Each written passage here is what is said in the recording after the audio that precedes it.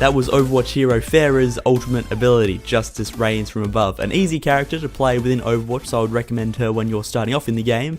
Someone who's slightly harder to play is this, Genji Shimada, and whose backstory we're going to be talking about in today's video, because he strongly intertwines with 3 characters out of Overwatch in particular, as well as the entire gang, and it's a very interesting story that I would love to share with you guys. So Genji is the younger brother of Hanzo Shimada, who is also in Overwatch, and you'll see him kill me quite a few times within this gameplay.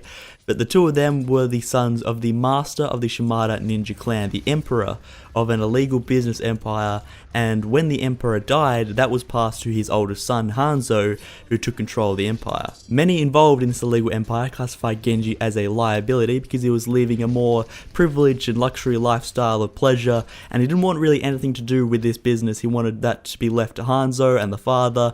But when Hanzo took control, he confronted Genji about this and asked him to be more involved with the business, which Genji then refused. Now this created conflict between the two brothers, which then built to boiling point, where Hanzo planned to assassinate his younger brother Genji. A short time later, Hanzo succeeded, or so he thought, because that's where Dr. Angela Ziegler, otherwise known to you guys as Mercy, who is also in Overwatch and the game, intervened and saved Genji's life. Now Mercy saw Genji as a potential asset for their global security force, and in exchange for his help, she promised to rebuild and cyberize his body. Now this cyberization process enhanced his natural speed, his agility, and enhanced his already high ninja skills, turning him into the living weapon that we know Genji as today. Having joined the Overwatch security force, Genji single-mindedly set about the task of dismantling his former brother's criminal empire. In pursuit of this task, Genji began to feel more repulsed by the mechanical parts of his body, and he couldn't come to grips with what he had become. Because of this inner conflict, after Genji succeeded in destroying Hanzo's criminal empire,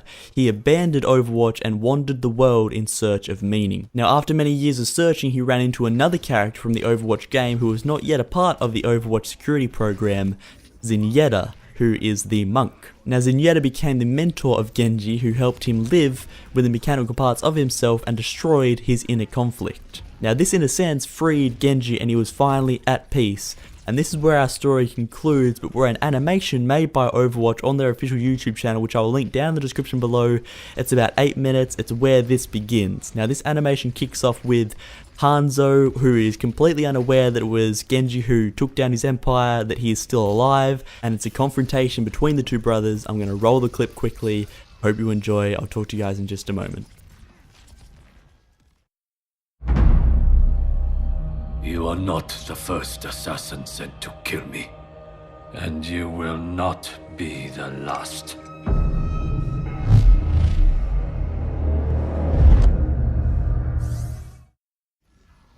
Oh my gosh, am I right? So if that confrontation has not convinced you to check out the animation, it's going to be linked down in the description below. I'm not sure it will. It's so epic. Genji lighting up there in the rafters, dropping down to confront his former brother. Well, he still is the brother. I keep saying former, but it's just because he's betrayed him, and it's just the confrontation is so epic, and I hope you guys enjoy that if you check it out. But I would love to see this storyline continued, whether it's through text or a follow-up animation. It's just so cool. It's something that I love about the game, and I would love to read what happens after the animation where it finishes, because it does leave on quite a cliffhanger, and which you guys will see if you do watch, but that's no spoilers. There's a load of other characters in Overwatch, all with their own storylines, all intertwining. It's something that I love about the game. Similar things also in Dota 2, which is a MOBA, which I'm aware of. I haven't played the game, but I'm aware that the storyline is all in the game and things like that, which is so cool. But some really cool storylines with the other characters, like Soldier 76 has an awesome backstory, which I could share with you guys in a future video if that is something that interests you.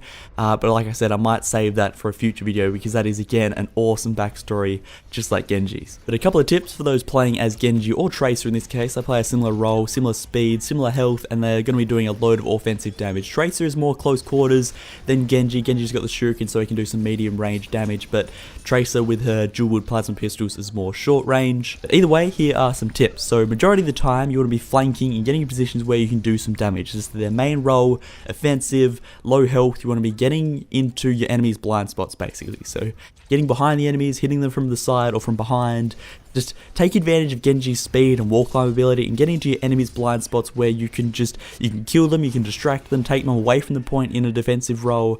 And Genji is not the character to push the payload or sit on the point. That's just not his role. And if you want to be playing something like that, you need like a bulkier character, so I would choose accordingly. But if you're playing Genji, you're playing this sneaky sort of role and the offensive, getting kills, staying off the point, and I mean, sometimes you are going to be forced to stay on the point or to push the payload.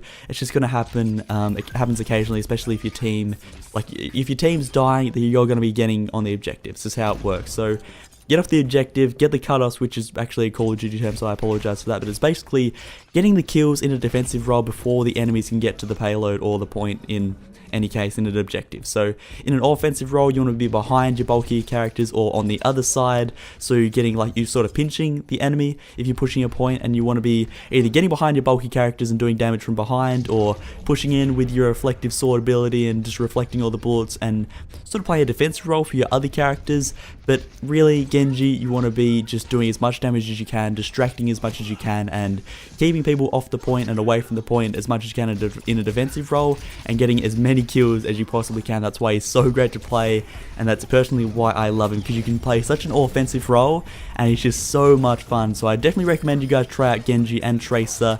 This video is obviously more targeted at Genji, but the similar sort of things apply for Tracer, the tips and tricks. So to conclude, in a defensive role, what I'm trying to get across to you guys is the enemy are expecting to find a battle at the objective. They're not expecting you to be behind them, flanking you around. That's going to be unexpected, and you're going to be able to get easy kills. It's going to be really hard if you both see each other at the same time and you're both attacking, because obviously Genji's lower health. He's going to put out a load of damage, but if you're missing your shots, then it might be an issue. That's what I'm trying to get across to you guys. Obviously, these gameplays aren't perfect. I am forced to get on the point quite a lot of the time just because I'm playing against harder players, but ideally Genji attacking from the unexpected and you're going to do great. But just have fun with it. Hope you guys are enjoying Overwatch if you are playing. If you're not, I would definitely recommend it to you guys. I cannot just speak higher of it. It's a great game and I'm really enjoying it. But thank you all for watching this video. Some more coming in the future, some more stories which I could share with you all. But thank you all so much for watching. Enjoy the end of this video and I shall see you all in the next one. Thanks for watching, guys.